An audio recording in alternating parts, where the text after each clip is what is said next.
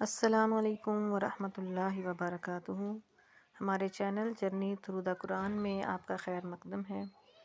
12ویں روزے کی نسبت سے آج پارہ نمبر 12 کا خلاصہ پیش خدمت ہے۔ پارہ نمبر 12 وما من دابہ، اس پارے میں بھی 2 حصے ہیں۔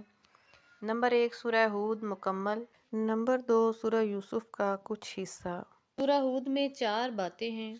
نمبر 1 قرآن کریم کی عظمت، نمبر 2 توحید اور دلائل توحید، نمبر 3 رسالت اور اس کے اسبات کے لیے 7 انبیاء کرام علیہم السلام کے واقعات، نمبر 4 قیامت کا تذکرہ۔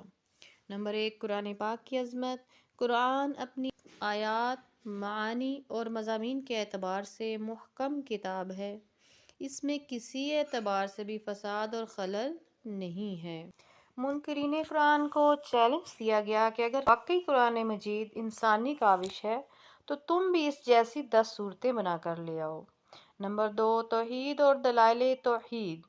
ساری مخلوق کو رزق دینے والا اللہ ہی ہے، خواہ وہ مخلوق انسان ہو یا جنات، چوپائے ہوں یا پرندے، پانی میں رہنے والی مچھلیاں ہوں یا کہ زمین پر رینگنے والے کیڑے مکوڑے۔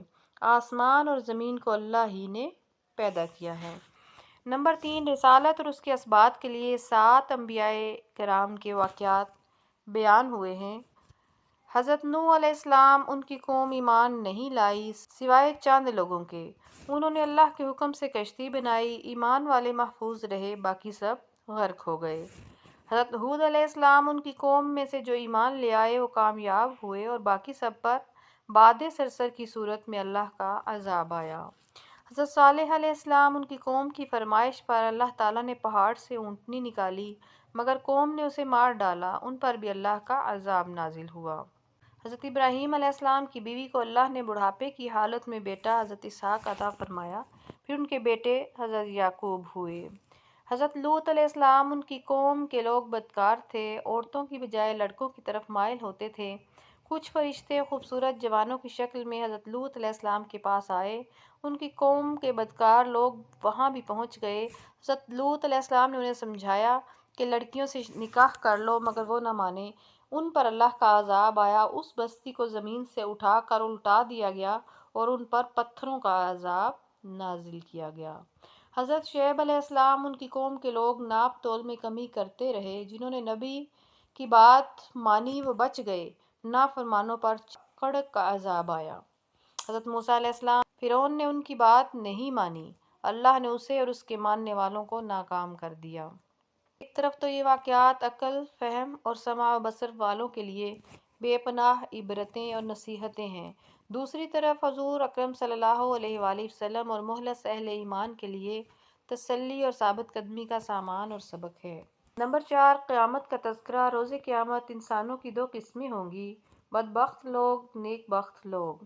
بدبختوں کے لیے ہولناک عذاب ہوگا، حالت کفر پر مرنے والے ہمیشہ ہمیشہ کے لیے جہنم میں رہیں گے۔ نیک بختوں کے لیے اللہ نے جنت میں ہمیشہ ہمیشہ کی بے حساب نعمتیں رکھی ہیں۔ حضرت یوسف علیہ السلام کا قصہ سورہ یوسف کے ضمن میں مکمل تفصیل کے ساتھ پڑھتے ہیں۔ یہ تمام انبیاء کرام کے جو قصے ہیں وہ قرآن پاک میں بکھرے ہوئے ہیں، لیکن آپ کا قصہ پورے کا پورا صرف اسی سورہ میں بیان ہوا ہے، دوسری صورتوں میں صرف ان کا نام آیا ہے۔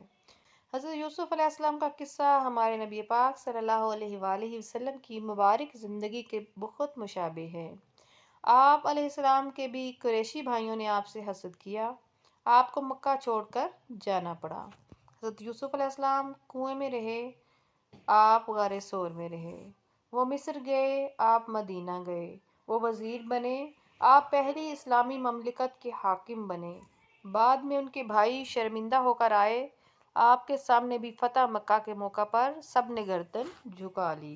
حضرت یوسف علیہ السلام نے کہا کہ لا تثریب علیکم اليوم، آج کے دن تم پر کوئی ملامت نہیں، کوئی مواخذہ نہیں۔ تو آپ صلی اللہ علیہ وآلہ وسلم نے بھی یہی فرمایا کہ میں تم سے وہی کہتا ہوں جو میرے بھائی یوسف نے اپنے بھائیوں سے کہا تھا۔ حضرت یعقوب علیہ السلام کے 12 بیٹے تھے۔ حضرت یوسف علیہ السلام ان میں سے غیر معمولی طور پر حسین تھے، ان کی سیرت اور صورت دونوں کے حسن کی وجہ سے ان کے والد حضرت یعقوب علیہ السلام ان سے بے پناہ محبت کرتے تھے۔ ایک مرتبہ حضرت یوسف علیہ السلام نے خواب دیکھا اور اپنے والد گرامی کو اپنا خواب سنایا کہ 11 ستارے اور چاند اور سورج مجھے سجدہ کر رہے ہیں۔ ان کے والد نے انہیں منع کیا کہ اپنا یہ خواب اپنے بھائیوں کو مت بتانا۔ باپ کی بیٹے سے اس محبت کی وجہ سے بھائی حسد میں مبتلا ہو گئے۔ وہ اپنے والد کو تفریح کا کہہ کر حضرت یوسف علیہ السلام کو جنگل میں لے گئے اور آپ کو کنویں میں گرا دیا۔ وہاں سے ایک قافلہ گزرا۔ انہوں نے پانی نکالنے کے لیے کنویں میں ڈول ڈالا تو اندر سے آپ نکل آئے۔ قافلے والوں نے مصر جا کر بیچ دیا۔ عزیز مصر نے خرید کر اپنے گھر میں رکھ لیا۔ جوان ہوئے تو عزیز مصر کی بیوی آپ پر فریفتہ ہو گئی۔ اس نے برائی کی دعوت دی، آپ نے اس کی دعوت ٹھکرا دی۔ عزیز مصر نے بدنامی سے بچنے کے لیے آپ کو جیل میں ڈلوا دیا۔ قید خانے میں بھی آپ نے دعوت توحید کا سلسلہ جاری رکھا۔ بادشاہ وقت کے خواب کی صحیح تعبیر اور تدبیر بتانے کی وجہ سے اس کی نظروں میں بھی عزت پائی۔ اس نے آپ کو خزانے، تجارت اور مملکت کا خود مختار وزیر بنا دیا۔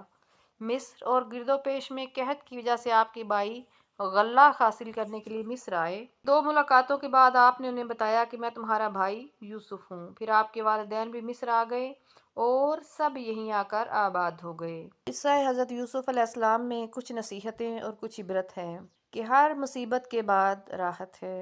حسد خوفناک بیماری ہے۔ اچھے اخلاق ہر جگہ کام آتے ہیں۔ پاک دامنی تمام بھلائیوں کا سرچشمہ ہے۔